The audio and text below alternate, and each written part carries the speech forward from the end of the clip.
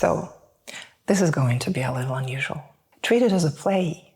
Try to imagine every word and every emotion. It will help you stretch your imagination the way you stretch your legs. The main character, Georgia, is a young woman. She's just 30-something. She lives in 1946. Hopefully, you'll find a lot of similarities between our two worlds. And perhaps her world will help you understand yours a little better. Also, it so happens that this novel features a certain Franz who accidentally happens to share my full name. Some will argue that we are the same person.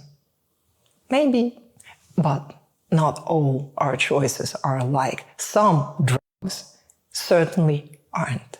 And also, that's the real reason for this introduction, Georgia has a particular way of seeing Franz. Since the novel is told from her point of view, I had to stay true to the source and to the way she perceives him.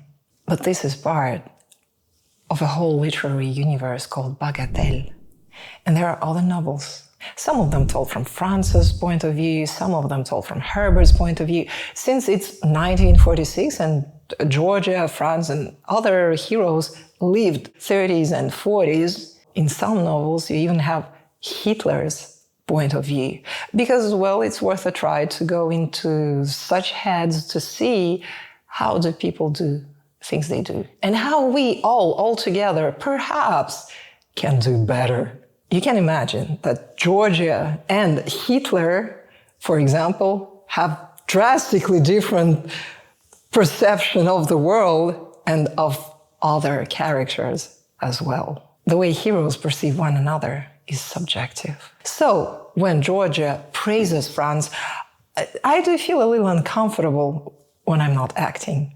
But I hope you'll follow her journey, because there's so much more to it than those little uncomfortable moments. That's enough for the introduction. I wholeheartedly hope you'll enjoy this novel and that it will be just your first step into my universes.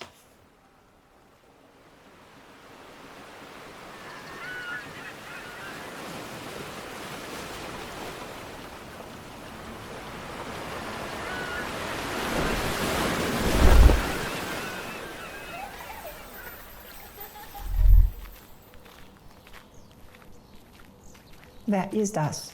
said the girl sharply, in such a snarky way that it was surprising in an 8-year-old child.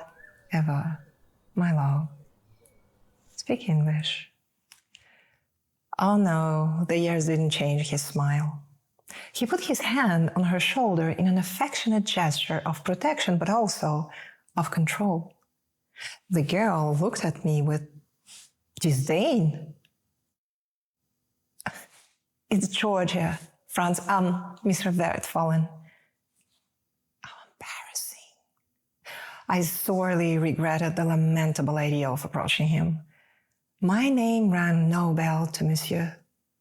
Did he truly forget me to the point of not recognizing me at all? But he was polite. Yes, of course," he nodded. Oh, this little pest of a child kicked a stone with her sneaker, and somehow she managed to transform even this tiny gesture in an act of contempt. "Cambridge. Oh, we were students together. You, me, Jessie." The girl took his other hand, the one that wasn't already on her shoulder.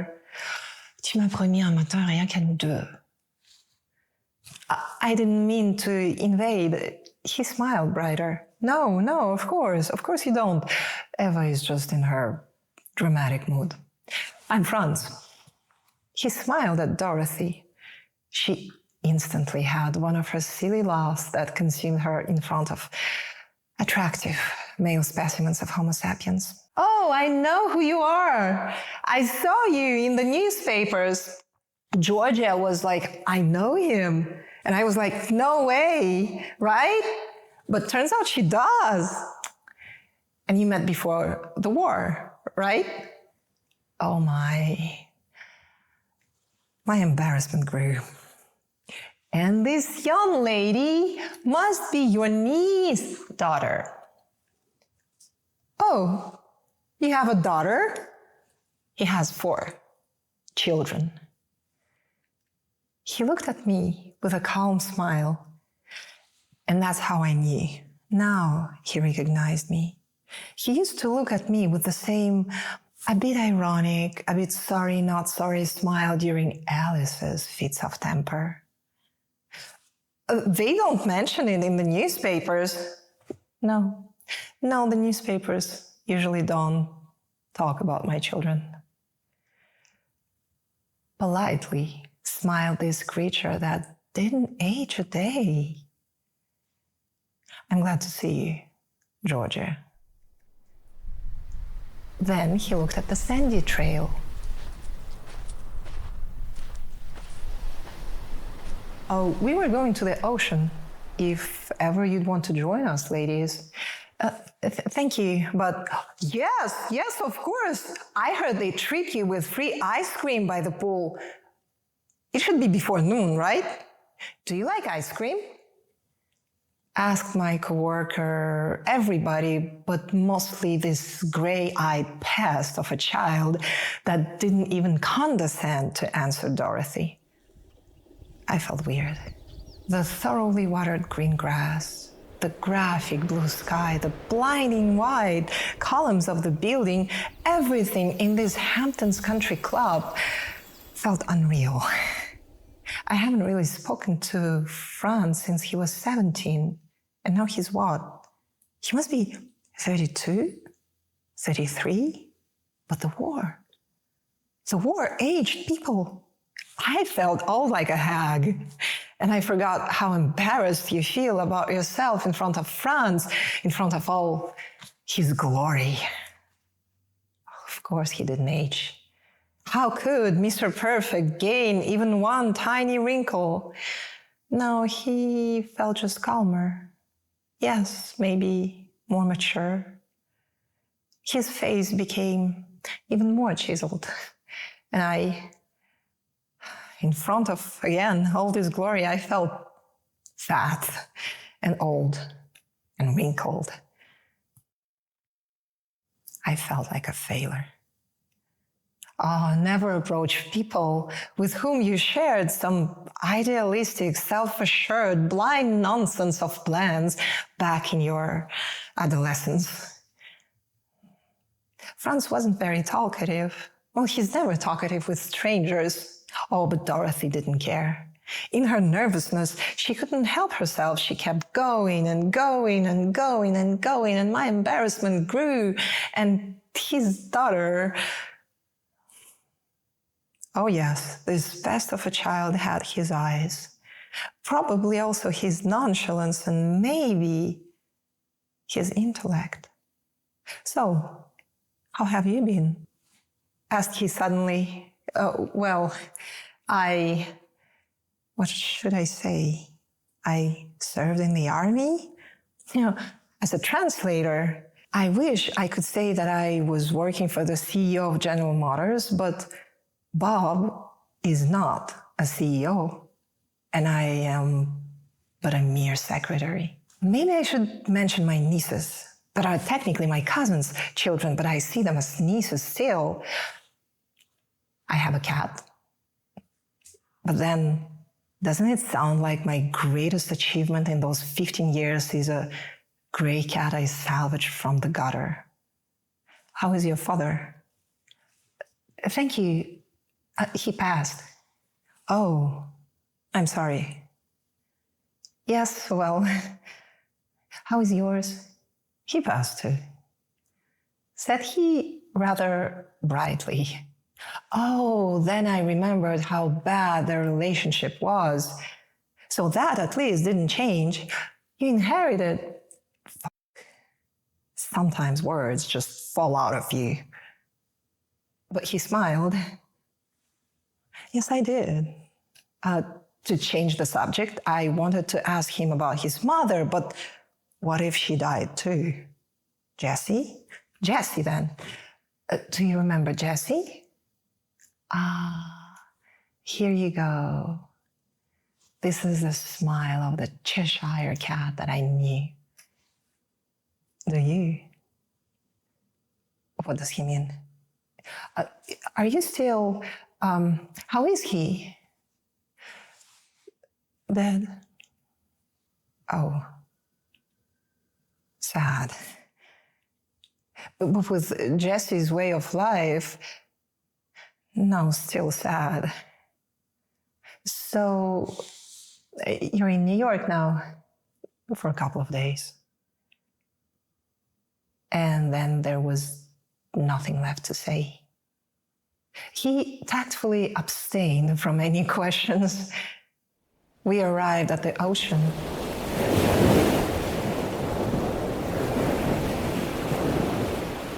Bright blue this day. The big pool was loud with children, with ice cream bells, with people shouting. It took me time to readjust after Europe to how loud we Americans are, but I was happy to be home. Honestly, devastated European cities were hard to stomach. And then I ran away from France. I'm sure he also felt relieved being left alone with his snarky daughter. Was she from Alice? Anyway, they went for a walk down the beach, and we sat down to enjoy our free ice cream, which was, by the way, one of the most delicious I ever had. A fluffy bowl of pure caramel indulgence. Exactly what you need after a traumatizing encounter. Dorothy brought us 3 bowls of ice cream each. So, this is the rich man life, huh? I read so much about this country club. They have wonderful ice cream. You should try this ramen raisins one. Dorothy wasn't as dumb as she seemed. He's in a very unhappy marriage anyway, you know.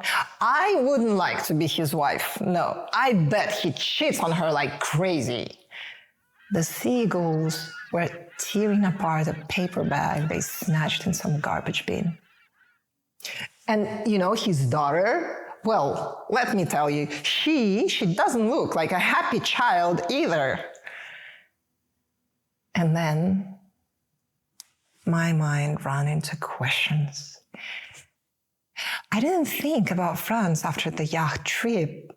No, I thought only of France after the yacht trip. I never thought about France as much as I did after the yacht trip. I was sick. I was sick with this need to meet him one day and throw in his beautiful face my absolute success. See you with your intelligence, with your heirs, with your money, you thinking that I am nothing, that I am, an Untermensch. See how I turned out so much better than all of you. Except I didn't. I was sick with the need to prove to him that all my theories were right. But then came the war. And when you see the war, which I didn't, because I saw just the remains, when the Allies drove through the German cities and you could see the corpses of Wehrmacht in the streets, rotting, emaciated,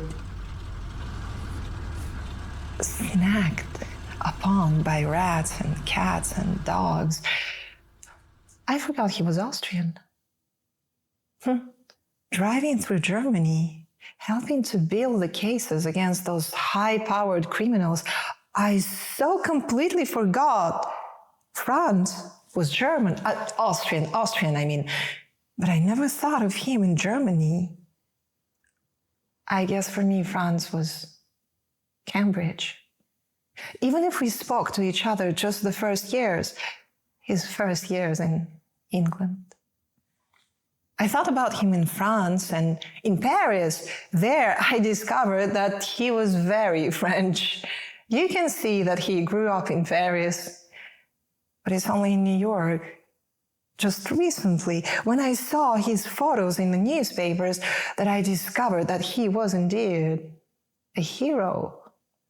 He gloriously helped the Allies to battle the Third Reich.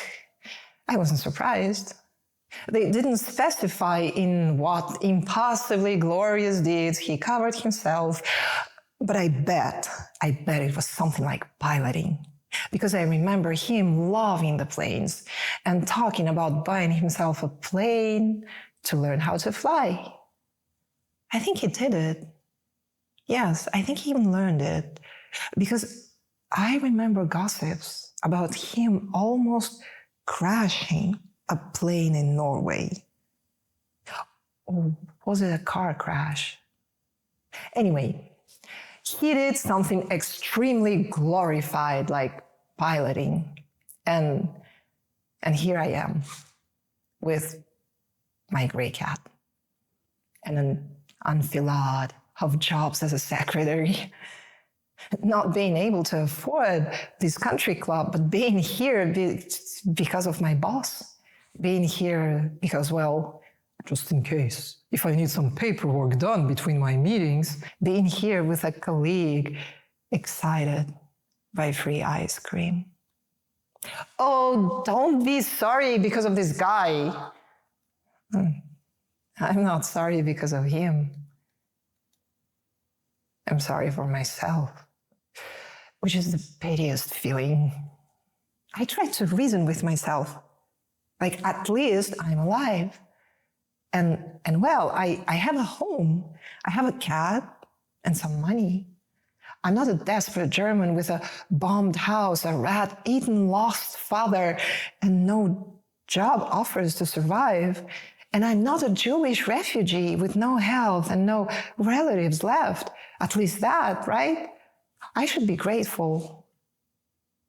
But grateful was I not? I was sorry for myself. Franz reminded me all too well of what I thought my life would be in my 30s. I thought I'd make a difference. We were all of us, such promising young people. And I was so proud to be one of the first female students of Cambridge. And father was so proud of me.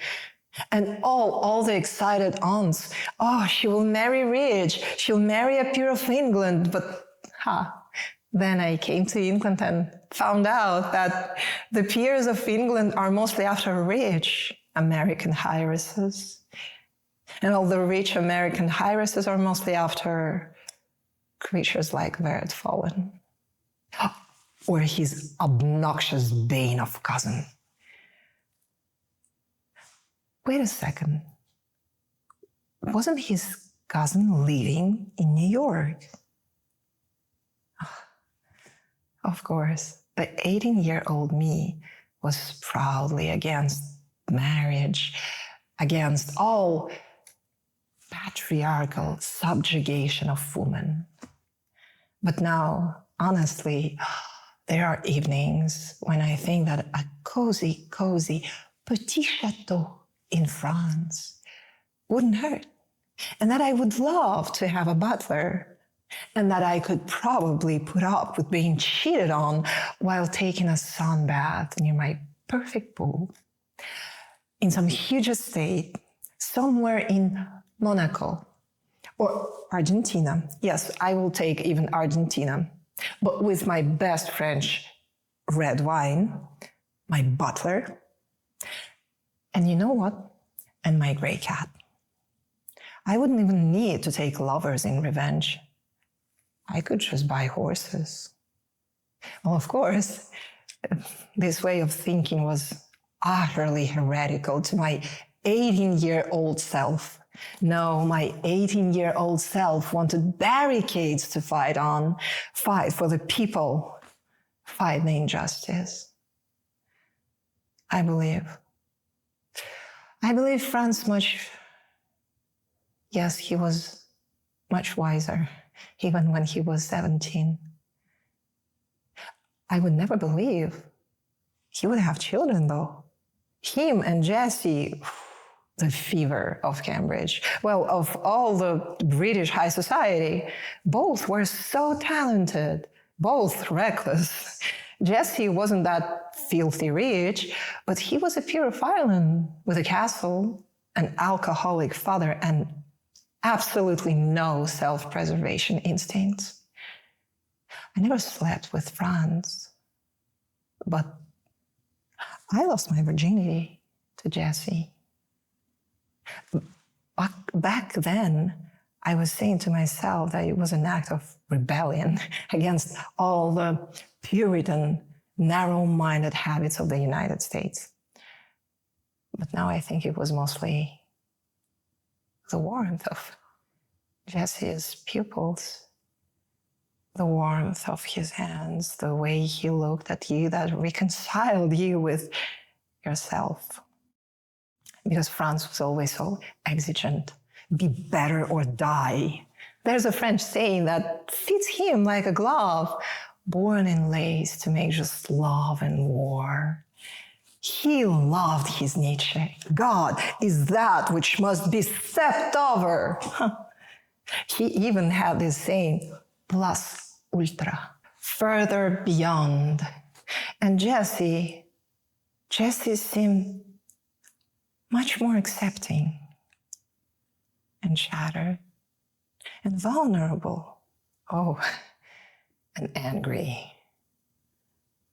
Jessie was too imperfect for Alice, so she deigned to allow me his affections. Thinking of it, Cambridge was a weird time in my life. Oh my God, I managed to finish the whole 3 bowls of sugary goodness. Dorothy did it too, which somehow worked as a tiny relief.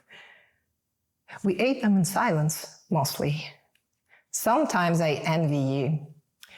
I would gladly get rid of Dean and be single. There was a lot going on in Cambridge back then. The Soviets recruiting spies, the heir of the throne of England rooting for Hitler. Now people don't talk about it enough. Corpses. Whose corpses? I don't know. But corpses. Irish gangsters. Have you ever really loved someone? I just wonder. She frowned. I mean, maybe I could have fallen in love, but I don't think I did. I didn't. I was too scared. I see. No, I was too scared to discover that the guy I was interested in killed someone. Franz? Her eyes got round. No, not Franz. Jesse, James Fitzpatrick and something, a peer of Ireland.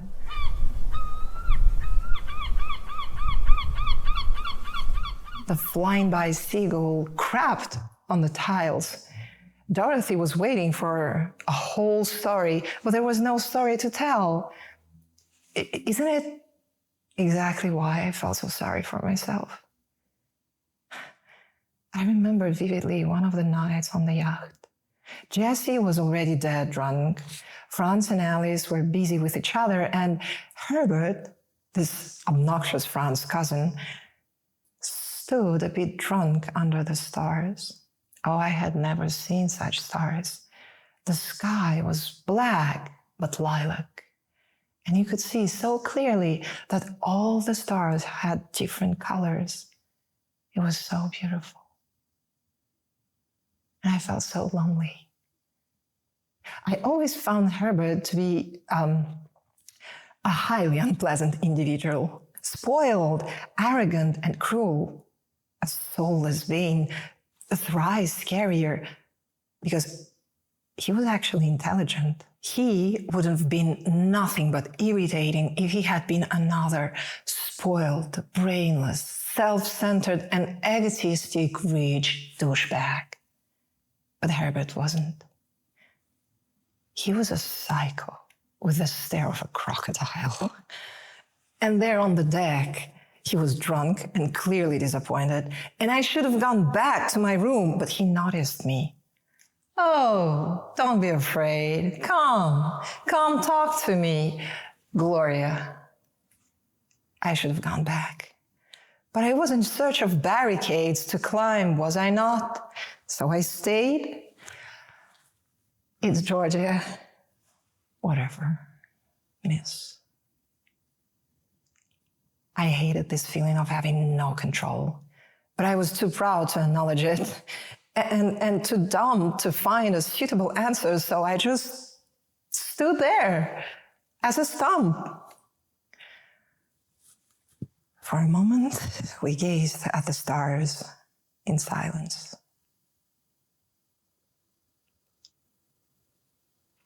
"Blessed be the day when you will tire, my brother,"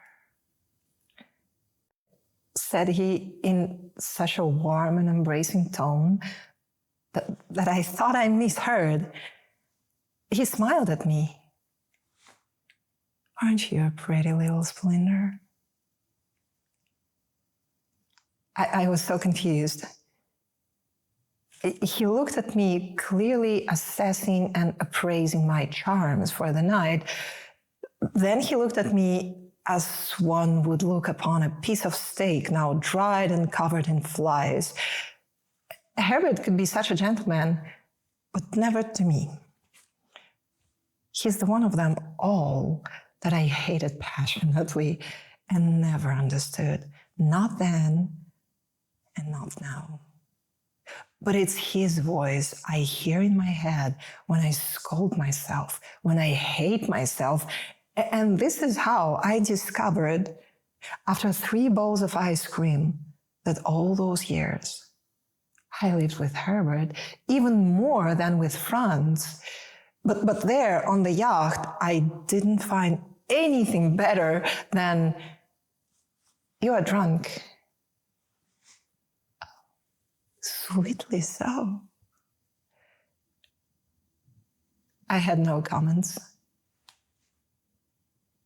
no thoughts, just this feeling of being small and controlled, a feeling I fought hard. So I am not sure it's helping our goal to help Franz to stay away from drugs. I felt so shitty. Now I understand that it was awkwardness and this feeling that you get when you know you are saying some first-class dumb shit. You are making a damn fool out of yourself, and still you keep going. Herbert closed his eyes, as if I was something giving him nausea, like seasickness, for example. But I couldn't stop. I was pushing myself into the feeling that I'm right. How will Herbert's drunkenness help Franz to stop using? I am right. I can't be wrong. But why does he make me feel so bad about it? And about myself? Those were the thoughts I was getting. Don't you think so? He opened one eye. Say it again. Don't you think that... What are you thinking about? What I'm thinking? Your head. He rarely spoke with me in such a sweet and reassuring tone. See? It's so small, so tight, that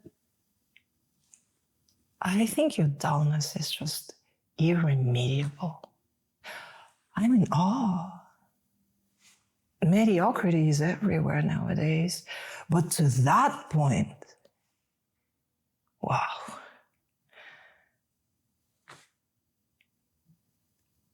I was speechless. And it's not like he wanted to hurt me.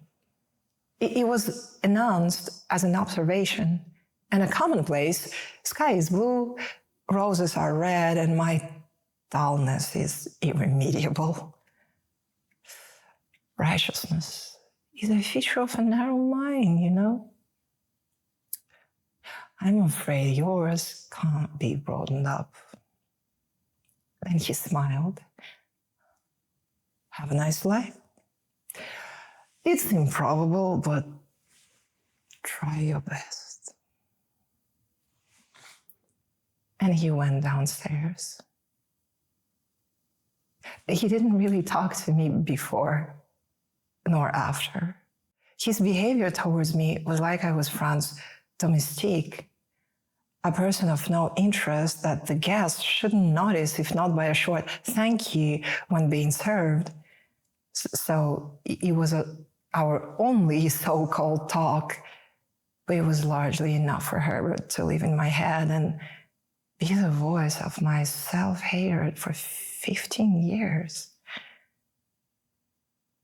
I never mentioned this talk to Franz or to Jessie.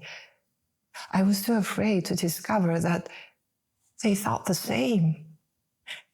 And then I knew without acknowledging it. Jessie was always afraid of Herbert. Sometimes Jessie stared at him with this long look, then nipped at Herbert with stinging remarks. When Franz found it funny, Jessie was so happy to oblige. But Alice often took Herbert's side, although Herbert himself never took this fencing with Jessie seriously. And there was no fencing if Franz wasn't in the room. Getting back to my noisy apartment in the shaky and stuffy wagons, I, for the first time in 15 years, acknowledged that I've never moved on. Life has, but I haven't. And I actually want to get rid of Herbert in my head and of the scare. I don't know why the police called me to identify John's body. He had an uncle, hadn't he? John was American too. He was Franz's assistant. He took me on a date once, but after Jessie, John was far too dull. John was uninspiring, but we both shared, if I must be honest, we both shared this feeling of being second-rate people next to Franz and Alice and their friends. One easily listens to Franz for hours. No matter what he talks about, you can even strongly disagree with him and still you'll be so interested in his ideas. One can enjoy a silence made of honey with Jessie. And Herbert's remarks, God, when they are aimed at you, you cry of shame. But once they're not, you'll cry of laughter. But John, insipid, which is definitely not a reason to be killed for. And the body was everything we imagine when we're told 4 days in the sea water. And then the police asked me about Jessie. And it's true, John and Jessie hated each other's guts. But Jessie killing him? Of course I said no, Jessie was unmistakably Irish, but not a murderer. Which I doubted. Still doubt.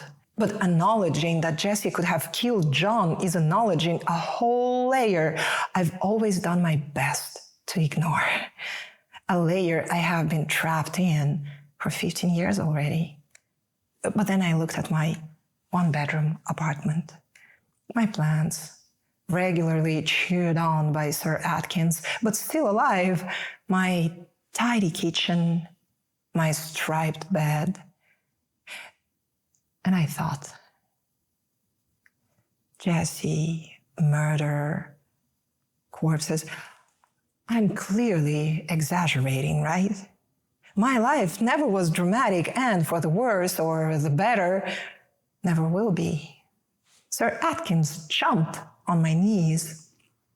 He smelled of the fish he ate. Yes, it's just some emotional instability arising from a rather unpleasant encounter. Never meet people with whose ghosts you've been living for 15 years together. Well, it's not like I will meet Franz again.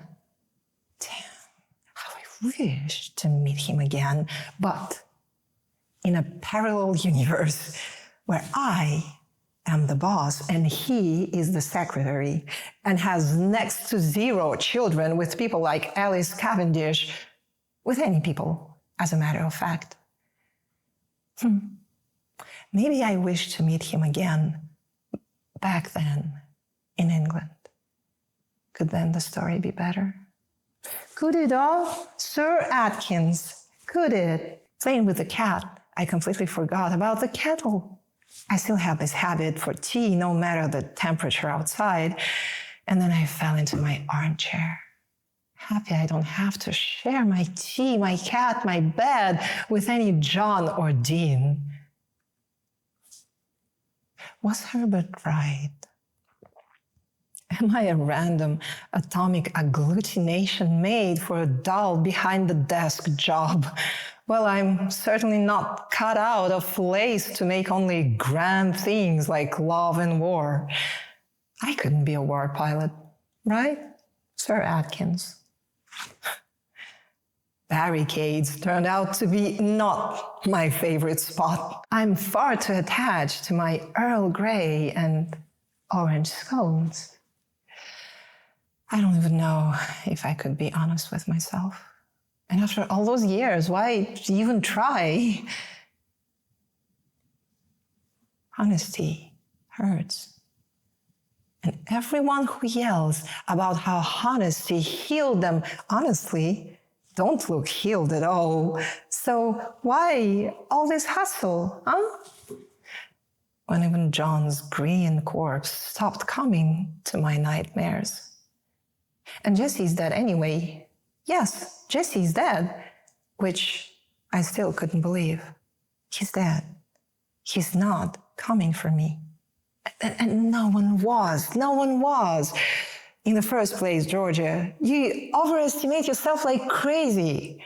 Well, anyway, stretching my back in my bed, it's not that I will suddenly find courage to dare for more, right, Sir Atkins?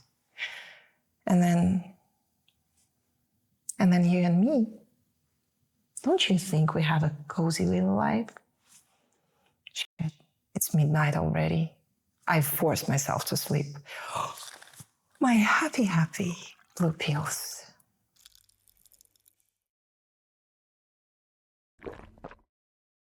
With my Russian novels, it's already a tradition when after every chapter we have discussion/explanation of different psychological mechanisms that you could use as well. Like what happens in the chapter, because so many people struggle to understand what they watch and what they read, but also what things from this chapter you could use in your life. But since here it's just the very first chapter, it's just the very, very, very beginning, nothing dramatic happened, right? And everything is pretty much yet self-explanatory.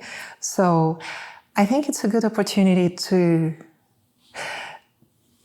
talk a little about the book in general. If I were to think what pushed me to write from Georgia's perspective, I guess the very first thing will be, did you notice how your grandparents rarely thought about their lives? They almost never processed their lives. I mean, people who was born, especially after the Second World War, are not really renowned for processing their lives at any of their ages. So my grandmother, for example, she was born in 1942. So she could never think about her life without a drop or more than a drop of alcohol, because it was hard. Because for her, especially, for people who are arriving at their 40th year and later, and who are later in their lives, it's very scary for her to look back and then see this huge difference between what you expected from yourself when you were 17, 15 maybe, and what you get now when you're 40 or 50. And I know that it was always scary to people, like in the Middle Ages, in the beginning of the 20th century. It is scary to people now, with the only difference that today I see more and more people who are like in their 20s and they already feel like failures because they have so many things to compare themselves to, like TikTok, Instagram, stuff like that. Yes, definitely. But it's still very interesting that, you know, if we will talk about my grandmother, she, in her 20s, she had this feeling like she has her whole life and it's just gonna happen to her. And she was full of expectations from life and from herself as well.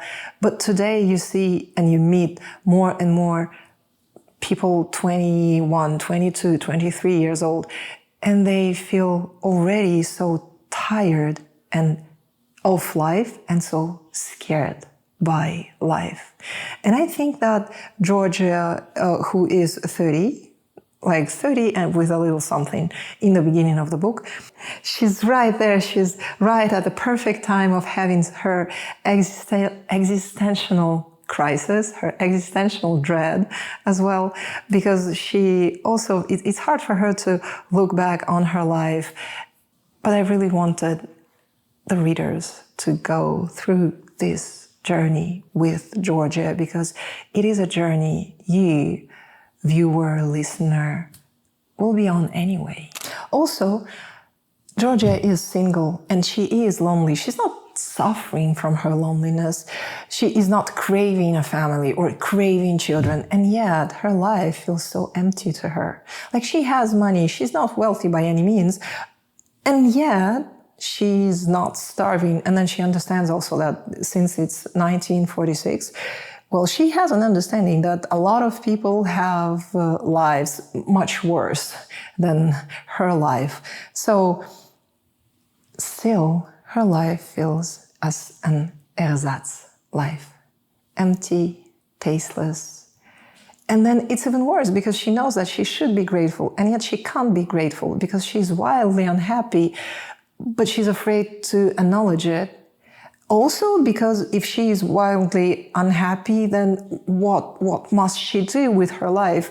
Again, she's not really feeling a need, a craving for children or a husband or whoever. And yet, this emptiness is suffocating her. So I think this is very reflective of a lot of people in the modern society. When you don't really experience any need, and yet just life in general feels so unsatisfying. There are political themes in this novel as well, but one theme that you will encounter, and that I unfortunately do not encounter in any like book or the film or TV series often nowadays, is the theme of human vanity. Because people often forget, they emphatically do not want to remember that the economy or all the human politics, those are not just numbers and math. It's all rooted in human psychology, especially in human egos and vanity. And it's very interesting to see how vanity can destroy your life without you even noticing it. And hopefully good literature could show people how it happens so that you could maybe avoid it with your real lives. We plan posting a new chapter every week so that you could maybe follow my novel, like one of your favorite TV series. I would be happy if you join us on the Telegram for that. And you will have links below this video or somewhere, anywhere where you are looking at me right now, you will find links for the Telegram. Because, well, for now, it's the most convenient app to have everything in one place. The videos, the chapters, like the chapters that you can read, the videos you can watch, and also a place for discussions and questions and any life interactions with you, because this is why we are doing all that we are doing with this novel, because actually I really want you to live through this book with me, enjoy it with me, and maybe so that I and you, we could have a connection. Join us on the Telegram, and thank you for your attention. Hopefully you will stay with us.